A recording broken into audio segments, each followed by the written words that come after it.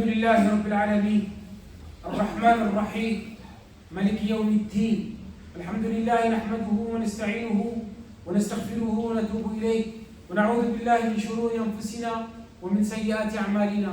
من يهده الله فلا مضل له ومن يضلل فلا هادي له وأشهد أن لا إله إلا الله وأشهد أن محمدا عبده ورسوله. الحمد لله فردا لا شريك له البر بالعبد والباقي بلا أمل وأنت إله الخلق ربي وخالقي بذلك ما أمرت في الناس أشهد. تعاليت رب الناس عن قول من دعا سواك إلها أنت أعلى وأمجد. لك الخلق والنعماء والأمر كله فإياك نستهدي وإياك نعبد. وصلى الإله ومن يحف بعرشه والطيبون على المبارك أحمد. أما بعد فقد قال مولانا ولله ملك السماوات والأرض يخلق ما يشاء يهب لمن يشاء إناثا ويهب لمن يشاء الذكور أو يزوجهم ذكرانا وإناثا ويجعل من يشاء عقيما إنه عليم قدير. Allah nous dit dans le Coran al-Karim, à Allah appartient la royauté des cieux et de la terre. Il crée ce qu'il veut, il fait don de filles à qui il veut, il fait don de garçons à qui il veut, ou bien il donne à la fois garçons et filles et il rend stérile qui il veut. Il est certes omniscient et omnipotent. Ces enfants qu'Allah tabaraka wa ta'ala nous a donnés sont un don venant de lui subhanahu wa ta'ala. Et nous les avons car Allah, de par sa grâce et sa miséricorde, nous en a fait part. Mais avoir un enfant ne se limite pas simplement à se dire oui, il est tout beau, il est tout mignon, machin et tout cela. Là, loin de là. C'est avant tout un dépôt confié par Allah, ainsi qu'une énorme responsabilité. Et nous serons interrogés en tant que parents Yawm al-Qiyamah. Alors il va falloir en prendre soin de ce dépôt qui nous a été confié, prendre soin de ces enfants en question. Et le meilleur moyen de cela, c'est de faire selon les commandements divins et prophétiques. Éduquer l'enfant à la lumière du dîn, éduquer l'enfant à la lumière du Coran et de la Sunna authentique, lui inculquer les valeurs sûres, lui inculquer les bons principes et les bonnes moralités. Et par la volonté d'Allah, cet enfant ou ces enfants en question deviendront alors la joie de nos yeux. Fi dunya wal akhirah. Donc, au contraire, كانوا نقمة علينا وكلنا على الناس وقد يكون الولد وبالا على والديه وفتنة لهم وعدوا. Donc, au contraire, cet enfant ou ces enfants deviendront une source de quiétude pour ses parents, ainsi qu'un fardeau pour les gens, tout en sachant qu'un enfant peut être nocif, une source de tentation et même un ennemi pour ceux qui l'ont engendré. Et Allah a éprouvé beaucoup d'entre nous par l'amour excessif de leurs enfants, à un point où l'enfant est devenu maître de ses parents. Et je vous laisse imaginer les conséquences et les dégâts. Combien de parents ont le corps déchiré parce que leurs enfants ne les écoutent pas, ne les respectent pas, ne les obéissent pas, ne leur obéissent pas. Ils sont malfaisants à leur égard. لا تعجبك أموالهم ولا أولادهم إنما يريد الله يعذبهم بها في الحياة الدنيا وتزهق أنفسهم وهم كافرون. والله un enfant peut être une source de punition. Allah nous dit dans le Coran que leurs biens et leurs enfants ne t'émerveillent pas. Allah ne veut pas là que les châtier dans la vie d'ici-bas. وأما الغلام فكان أبواه مؤمنين فخشينا يرهقهما طغيانا وكفرا. Quant aux garçons, ses pères et mères étaient des croyants. Nous avons craint qu'il ne leur imposât la rébellion et la mécréance. Et Allah nous dit également Ya ayyuhalladhina amanu inna min azwajikum wa auladikum aduwwan lakum fahdharuhum. Oh, vous qui avez cru, vous avez dans vos épouses et dans vos enfants un ennemi.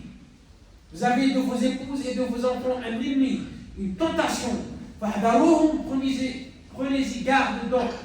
Et il nous dit Jalla fa'ulahu innama amwalukum wa auladukum fitna wallahu indahu ajrun adhim. Vos biens et vos enfants ne sont qu'une tentation alors qu'auprès d'Allah est une énorme récompense. Ces versets nous prouvent que l'enfant peut être une source de quiétude pour le parent, ainsi qu'un fardeau, une tentation ou même un ennemi déclaré. Alors fais en sorte que ça ne soit pas le cas avec le tien. Tu as beau à engendrer autant de progéniture que tu veux, s'ils ne sont pas éduqués spirituellement parlant, à travers la bonne moralité et le bon comportement, ils ne te serviront à rien. L'enfant le plus utile est celui qui a été utile à ses parents. في الدنيا والآخرة في الدنيا والآخرة لن تغني عنهم أموالهم ولا أولادهم من الله شيئا. Ni leurs biens ni leurs enfants ne leur seront d'aucune utilité contre la punition d'Allah. Et cet enfant en question, qui n'a pas été éduqué spirituellement parlant, qui n'a pas les bonnes moralités, qui n'a pas les bons principes, ben le parent le fuira. Imagine-toi, fais-toi ton scénario. L'enfant que tu as engendré, le jour de la résurrection, tu ne voudras pas le voir. Tu vas le fuir. Tu sais ce que ça veut dire, ça? La situation est difficile pour faire ton enfant.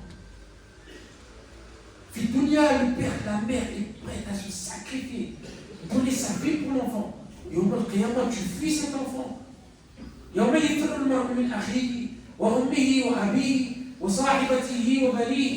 le jour où l'homme s'enfuira de son frère, de sa mère, de son père, de sa compagne et de ses enfants. Et ce jour même, لا يسأل الحميم الحميمة يبصرونهم يود المجرم لو يفتدي من عذاب يومئذ ببنيه. Nul ami dévoué ne sentira d'un ami, bien qu'ils se voient les uns les autres. Le criminel aimerait pouvoir se racheter du châtiment de ce jour en livrant ses enfants. Qu'Allah nous préserve de cela. Donc, contrairement à celui ou celle dont l'enfant est éduqué spirituellement parlant, qui est doté de bons comportements, de bons principes et de bonnes moralités, cet enfant en question sera une source de bonheur pour tous, pour les parents et pour l'environnement. Cet enfant sera une source de bonheur pour tous, ici-bas.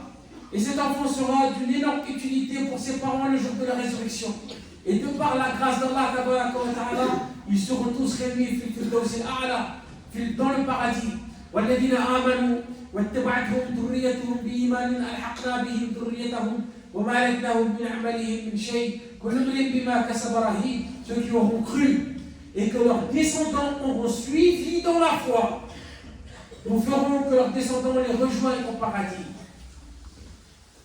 L'être humain n'a pas laissé un héritage. Parmi l'héritage de l'être humain, parmi les plus bels héritages que l'être humain peut laisser après lui, mais c'est un enfant pieux. Alors fais en sorte que cet enfant que tu as engendré, aimé, protégé, nourri, abreuvé, vêtu, pour lequel tu t'es sacrifié, pour lequel tu t'es battu, pour lequel tu t'es démené, pour qui tu as veillé, subi et supporté, fais en sorte que cet enfant ne soit pas un obstacle entre toi et le paradis.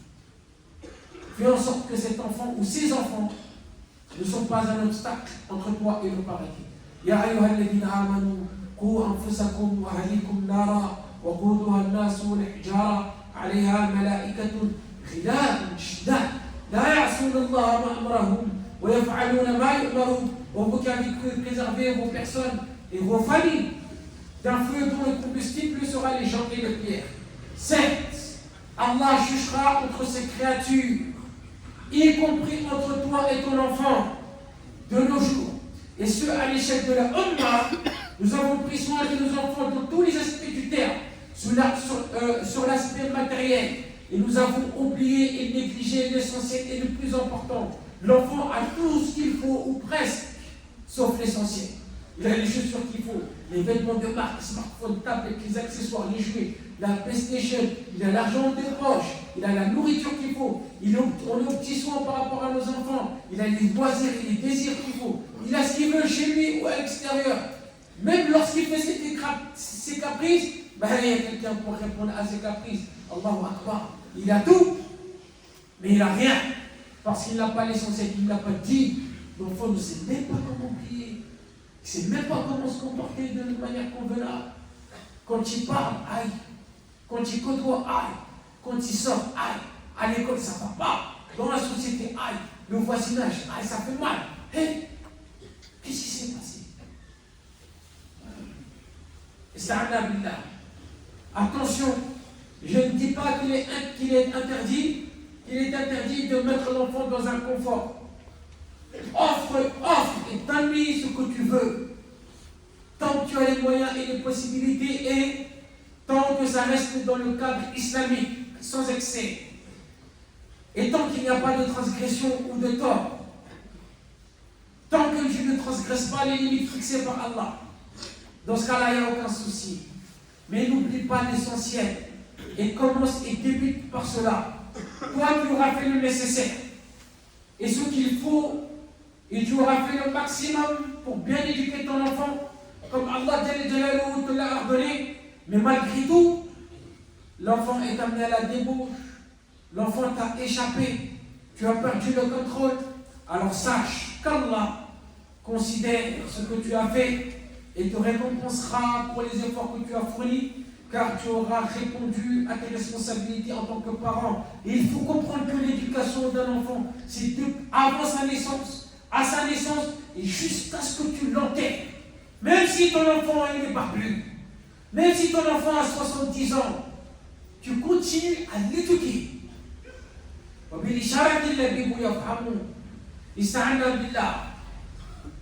Les parents, on vous implore par Allah, au nom de celui qui a créé vos enfants et au nom de celui qui leur a donné forme dans les matrices, de ne pas les maudire. On vous implore de ne pas les maudire, de ne pas les rejeter, de ne pas les repousser, de ne pas les chasser, quel que soit leur état, quel que soit leur comportement, quelle que soit leur attitude. Ça n'arrangera pas les choses. Ils ont besoin de vous. Ils ont besoin de votre bonté et de votre clémence. Tout comme ils ont besoin que vous soyez parfois sévères et méchants avec eux. Non, c'est tout un lot. Mais ne le repoussez pas. Il ne faut absolument pas les maudire. Il ne faut pas les chasser. Abadan. Ne faites pas l'erreur de laisser vos enfants livrer à eux-mêmes durant leur enfance ou leur très jeune âge. Vous les perdrez à l'âge adulte. N'attends pas l'adolescence de ton enfant ou son âge avancé pour commencer son éducation, il sera trop tard. Et il est connu que le petit façonne le pot lorsque l'argile est encore fraîche et mouillée.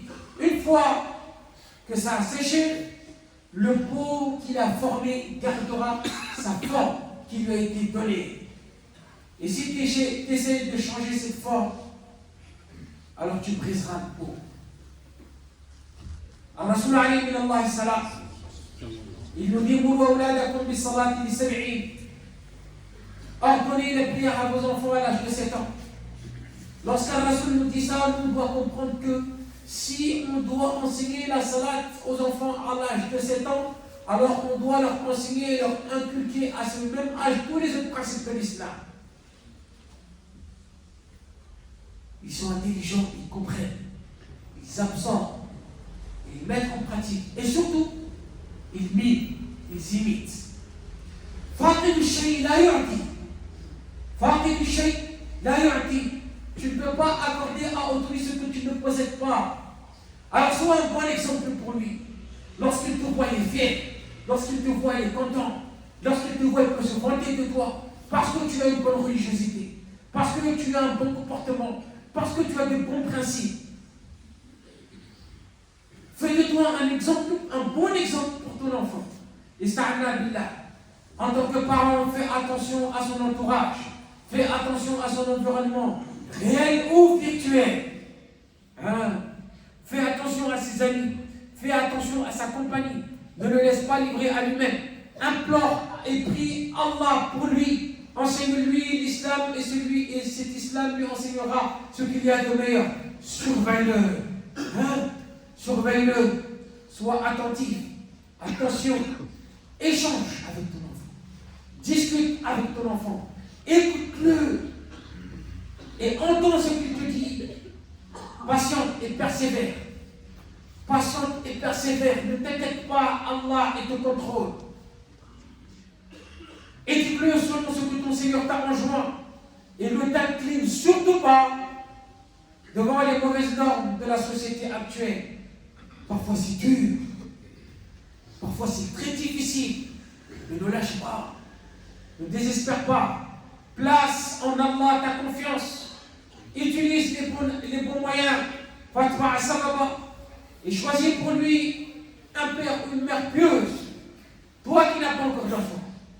Sache que l'éducation d'un enfant commence bien même avant sa naissance.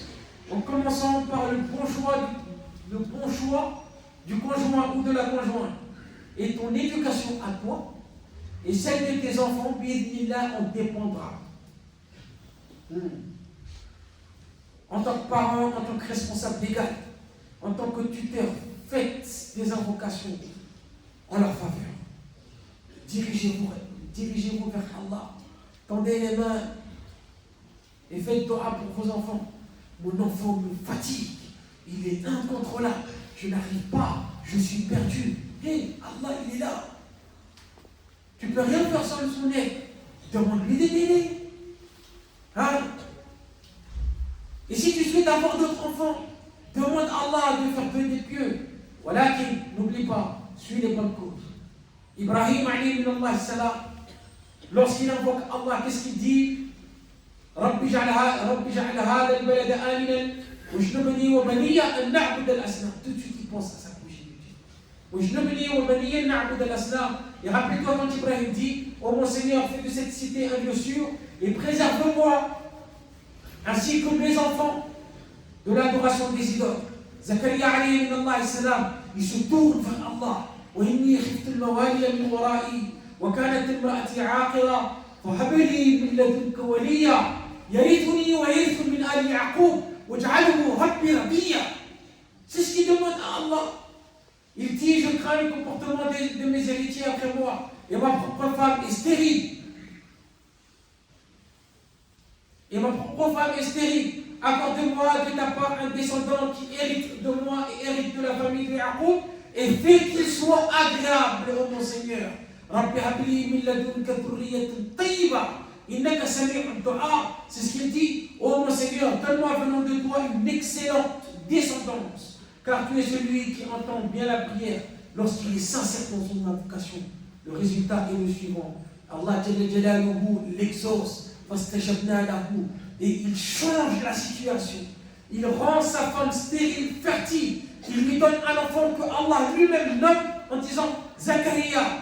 فنادته الملائكة وهو قائم يصلي في المحراب أن الله يبشرك بيحيى مصدقا بكلمة من الله وسعيدا وحصورا ونبيا من الصالحين. C'est pas moi qui dis. وهو في القرآن المسطور. C'est Allah qui nous informe de tout cela. Alors, lorsque Zakaria il était debout, en train de prier dans les sanctuaires, alors les anges l'appelèrent pendant que debout il priait dans les sanctuaires. Voilà qu'Allah t'annonce la naissance de Yahya, confirmateur d'une parole d'Allah. Il sera un chef, un chaste, un prophète et du nombre des gens bien. Et on a cette personne mentionnée dans le Coran qui dit وَاسْتَعْلِي فِي ذُرِّيَّتِي إِنِّي تُبْتُ إِلَيْكَ وَإِنِّي مِنَ الْمُسْلِمِينَ. Et fais que ma postérité soit de moralité saine.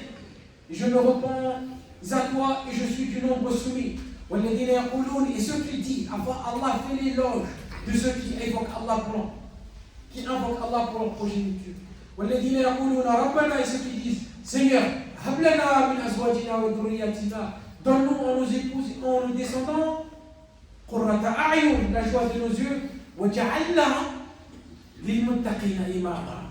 et fais de nous un guide pour les pieux. Prends l'éducation de ton enfant au sérieux. Attention, tu n'es pas le seul à l'éduquer. Il y a toi, il y a l'environnement, il y a ses amis, il y a l'école, il y a la société. Prends tout ça en compte. Hein? C'est tout un puzzle. Prends l'éducation de ton enfant au sérieux. Éduque-le comme il se doit et comme il t'a été ordonné. Et fais-le de la bonne manière et de manière convenable. Et laisse les bonnes personnes t'aider. À l'époque, jadis, c'est tout le quartier qui éduquait tous les enfants. Aujourd'hui, hey, pourquoi tu touches à mon enfant? Mais pourquoi tu fais ça? Hey. Allahu Akbar, Kabir. Ista'anna billah. Qu'Allah nous vienne en aide et qu'Allah nous assiste. Qu'Allah nous accorde une une descendance pieuse et qu'Allah tabaraka wa ta'ala nous guide vers ce qu'il y a de plus convenable. أقول ما تسمعون وأستغفر الله لي ولكم ولسائر المسلمين إنه كان غفورا رحيما رب اغفر وارحم وأنت خير الراحمين.